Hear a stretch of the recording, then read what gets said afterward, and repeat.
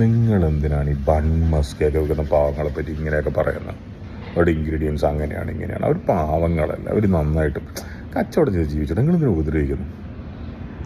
Food ഇൻഡസ്ട്രിയിൽ ആരെങ്കിലും ഏത് റവന്യൂ സ്ട്രീമായാലും, കുറവ് റവന്യൂ കൂടുതൽ റവന്യൂ എന്തോ ആയിക്കോട്ടെ, ഒരു പാവങ്ങളായിട്ട് ഇപ്പോഴും തുടരുന്നുണ്ടെങ്കിൽ അതിൻ്റെ പ്രധാന കാരണങ്ങളിലൊന്നും നല്ല ഇൻഗ്രീഡിയൻസ് ഉപയോഗിച്ച് മോശമൊന്നും ഉപയോഗിക്കില്ല. എത്ര ഓപ്ഷൻസ് ഉണ്ടെങ്കിലും നിങ്ങളുടെ ആരോഗ്യത്തിന് ദോഷം വരുന്ന ഒന്നും ഉപയോഗിക്കില്ല എന്ന് നിർബന്ധമുള്ള ആൾക്കാരാണ്. അതാണ് അതിൻ്റെ പ്രധാന കാരണം. ഒരു ഉദാഹരണം പറയാം. ഞങ്ങൾ ഉപയോഗിക്കുന്ന വെളിച്ചെണ്ണ 400 ചില്ലറ രൂപയാണ് കഴിഞ്ഞ കുറേ മാസത്തെ വെളിച്ചെണ്ണയുടെ ആവറേജ് വില. അത് ഉപയോഗിച്ച് ചിക്കൻ ഫ്രൈ ചെയ്ത് സ്നാക്സ് ഫ്രൈ ചെയ്ത് പലതിനും ഉപയോഗിക്കുമല്ലോ. ആ എണ്ണ ഡിസ്പോസ് ചെയ്യണമല്ലോ. ഉപയോഗിച്ച് കഴിഞ്ഞത് 55 രൂപയ്ക്കാണ് ഞങ്ങൾ കൊടുക്കുന്നത്. 55 രൂപ ഞങ്ങൾക്ക് വന്നിട്ടാണ് അവരെടുത്തുകൊണ്ട് പോകുന്നത് ബയോഫ്യൂൽ ഉണ്ടാക്കാൻ. ആ വണ്ടിയുടെ ഡ്രൈവർ ഞങ്ങളുടെ ഷെഫിനോട് പറഞ്ഞതാണ്, ഇവിടുത്തെ പല റെസ്റ്റോറൻറ്റുകളും പല ആൾക്കാരും ഞങ്ങളുടെ കയ്യിൽ നിന്ന് നിങ്ങൾ തരുന്ന വിലയേക്കാളും കുറച്ച് കൂടുതലൊന്ന് വാങ്ങിക്കുന്നുണ്ടെന്ന്.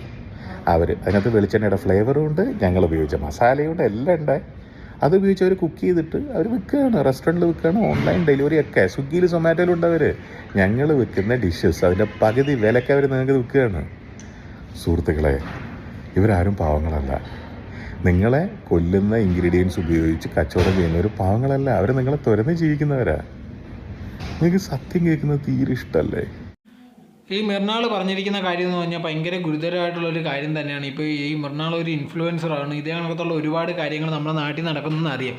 ഇത് കഴിക്കാൻ വരുന്ന ഒരുപാട് ആൾക്കാരുണ്ടെങ്കിൽ ഇതേ കണക്ക് ആരോഗ്യ പ്രശ്നങ്ങൾ വന്ന് ആശുപത്രിയിലാവുകയും അല്ലെങ്കിൽ അവർക്ക് ചികിത്സ എന്ന് പറഞ്ഞാൽ ഒരുപാട് പണം ചിലവാകുകയൊക്കെ ചെയ്യും. ചിലരുടെ ജീവൻ പോകാനുള്ള സാധ്യതയുണ്ട് ഇതേ കണക്കത്തുള്ള എണ്ണയിലൊക്കെ ഉണ്ടാക്കി കഴിക്കുന്ന ആഹാരങ്ങൾ കഴിച്ച് കഴിഞ്ഞാൽ. ഇതൊക്കെ അറിഞ്ഞിട്ട് പോലും ഉണ്ടെങ്കിൽ അതിനെതിരെ പ്രതികരിക്കുകയോ അല്ലെങ്കിൽ അവരെ പോലീസിനെ ഏൽപ്പിക്കുകയോ അങ്ങനത്തുള്ള ഒരു കാര്യങ്ങളും ചെയ്ത് ഇത് ചുമ്മാ ക്യാഷിലായിട്ട് കേട്ടിട്ടുണ്ടെങ്കിൽ ആ കാര്യം ഉണ്ടെങ്കിൽ ഇത് കണക്ക് വിളിച്ച് പറയുന്നതല്ലാതെ സമൂഹത്തിനോടൊരു ബോധമോ അല്ലെങ്കിൽ ഒരു ഉത്തരവാദിത്വം അങ്ങനത്തുള്ള ഒരു കാര്യങ്ങളും ഇല്ല.